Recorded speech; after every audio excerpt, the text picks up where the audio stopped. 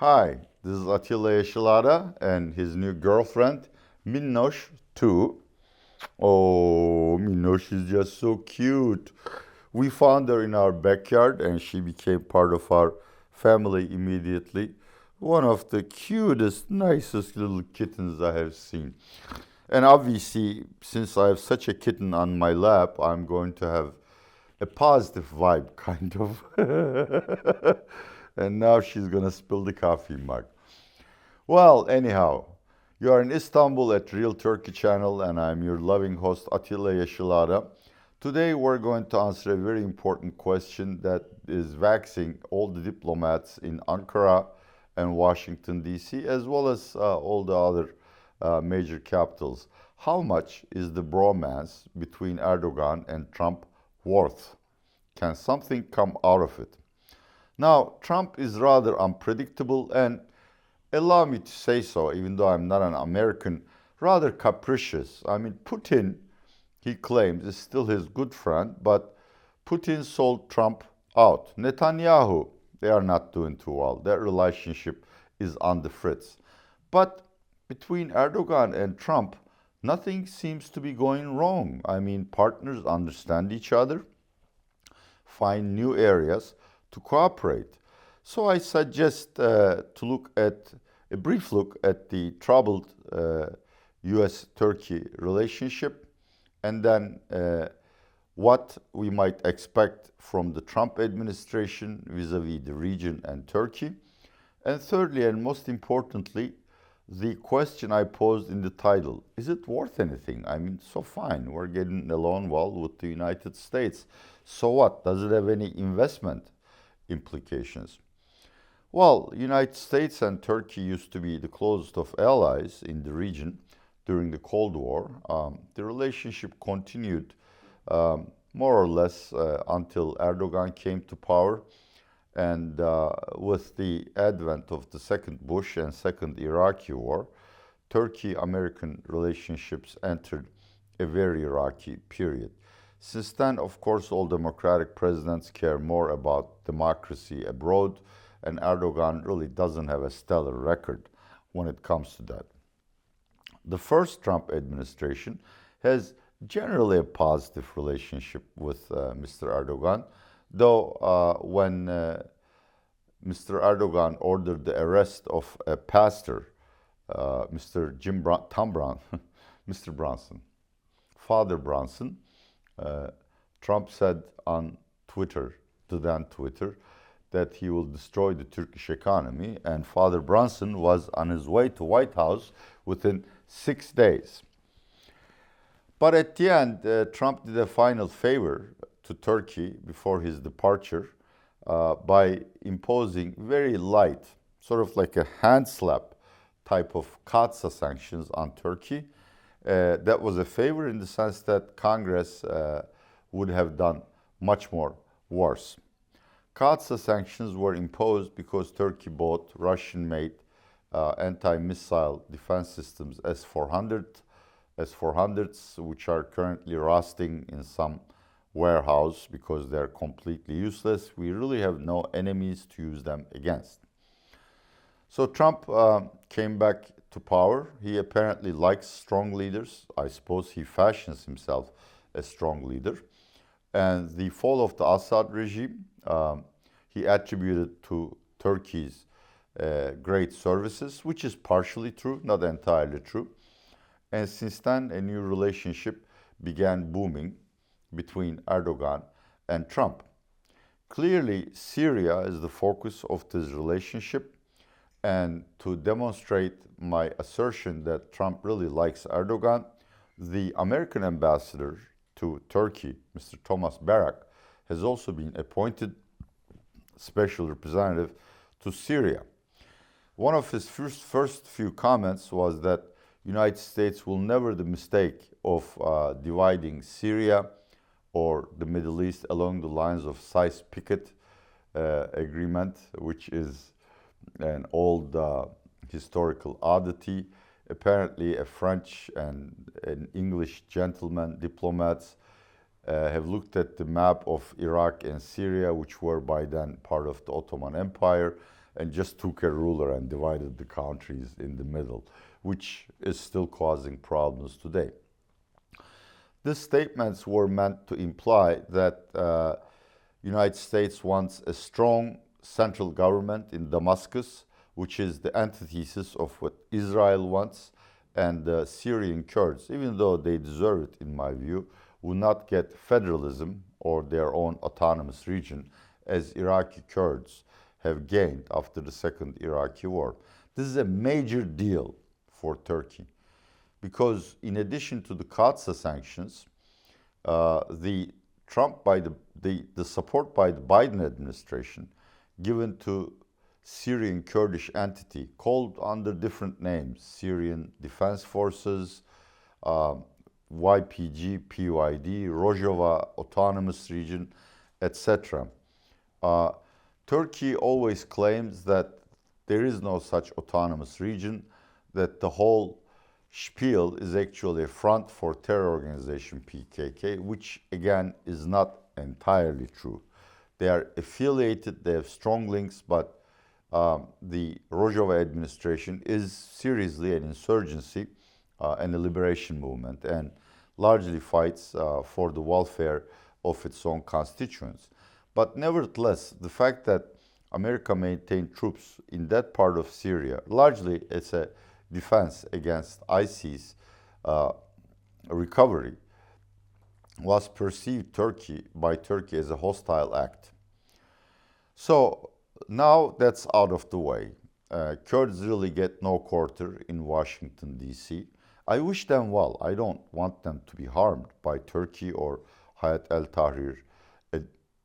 Tahrir al-Sham administration, but they'll have to settle for a Turkey-like structure where the central government makes all of the rules and their militia will be integrated into the Syrian army.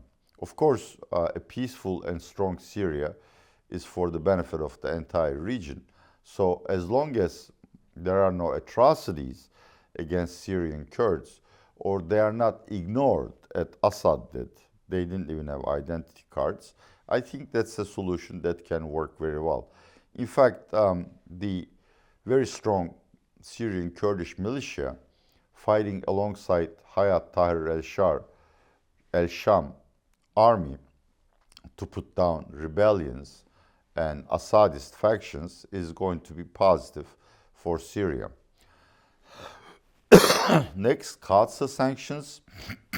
I don't know if Congress has been notified yet, but President Erdogan speaks very in terms of high confidence that Trump will recommend to the Congress that Qatar sanctions will be lifted.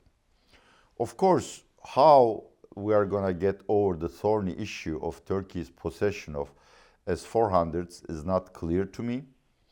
There are two solutions. One is to transfer them to Syria with tacit agreement with Israel that they'll never be used, or quietly, without making a public announcement, turning over the keys to their ignition to a NATO or American officer, which would make no one the wiser and the problem will go away.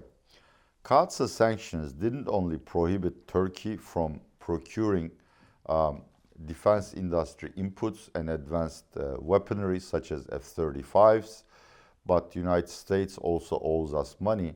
And most importantly, Turkey is heavily she's so cute. But dumb. As a rule of thumb, in the global banking community, if a country is under CAATSA or any other American sanctions, usually due diligence and compliance is much more difficult because no global bank wants to cross the United States. So it somehow made Turkey's foreign financing slightly more expensive and cumbersome. That's going to be a major benefit. Can Trump and Erdogan break up as seems to be happening with Netanyahu and Putin. Of course, there is always that possibility, but Erdogan is playing it much more smarter than Putin or Netanyahu, in the sense that he no longer opposes the Israeli war on Gaza in very loud terms. Of course, officially, Turkey objects, as does everyone else, such as Germany, Spain, and Britain. But the criticism of Israel is couched in much more diplomatic and polite terms, not to raise the anger of Mr. Trump. So, Trump and Erdogan are probably the most unpredictable major leaders in the world. There can be no certainty about their future relationship, but it looks like, given the exigencies of the situation, both parties will cooperate. I think it's also good for the world that Trump has a man in Turkey who can talk to Putin, and more importantly, to the mullahs in Tehran and to radical terrorist organizations like Hamas and Hezbollah in Lebanon. So this intermediary role could also raise the value of Turkey to the United States. All of these are nice and good, but at the end, I have to ask the question, what's the monetary value of this relationship to Turkey? At this point, not much. Because while the improved Turco-American relationship is a strong positive for theme-based or narrative-based funds, or could even attract some foreign direct investment from American, Chinese, or even European countries, I will explain that more thoroughly in a second. Mr. Erdogan's obsession with destroying his rival and Istanbul Mayor Ekrem İmamoğlu and the party he belongs to, CHP, is casting a very dark shadow on these positive developments. Imagine, you're a fund manager in New York, Singapore, doesn't make a difference where, and you're reading Turkey news to decide whether you should invest into the country or not. On page 7, there's a brief article about how Thomas Barak is also appointed American special representative to Syria. On page 1, you would read that Erdogan has his biggest rival arrested, which would bias your decisions, politics. So, assuming this completely nihilistic war against Ekrem İmamoğlu and CHP ends or calms down over the summer months, I expect major investment banks or advisors to emerging markets funds to wax more positively about Turkey as a country that neither benefits or is harmed for the tariff wars, that doesn't have a major conflict of interest with the United States, and that has now a more elevated, more visible status in terms of regional politics as both a playmaker and a peacemaker. There are a lot of funds who invest into ideas like that. As far as FDI, it is imaginable at some point that some American companies close to the MAGA ideology or wishing to curry favor with Trump may open factories or operations in Turkey by trusting the relationship between the two presidents. Arab companies have done that. They really didn't care that much about the lack of rule of law in Turkey or Erdogan's arbitrary decisions, simply because they have trust in their own leaders or kings to talk sense to Mr. Erdogan. I can see the same thing happening. The huge and lasting benefit would be Trump keeping the current customs levies on China and EU at very high levels, but on Turkey on 10%, which would mean that a lot of Chinese companies may come to Turkey to sell to EU, or even if the logistics costs are not prohibitive to the United States like they do in Mexico and Vietnam. And some of the EU companies, which are price sensitive, also shift part of their operations to Turkey so that they would pay a lower customs levy when their goods and services are entering the United States. At the end, I would say, and I suppose this sort of ties everything together, I think Trump needs these customs levies, otherwise the budget deficit will explode and American bond yields will soar, pushing United States into a recession.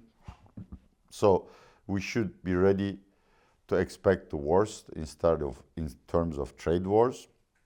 And as importantly, I think Trump doesn't like betrayal or leaders that don't get along well with him.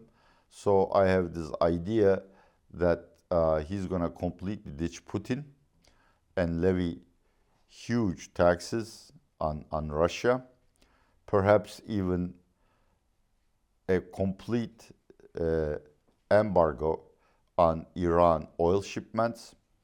All of these things would elevate the value of Turkey in the world.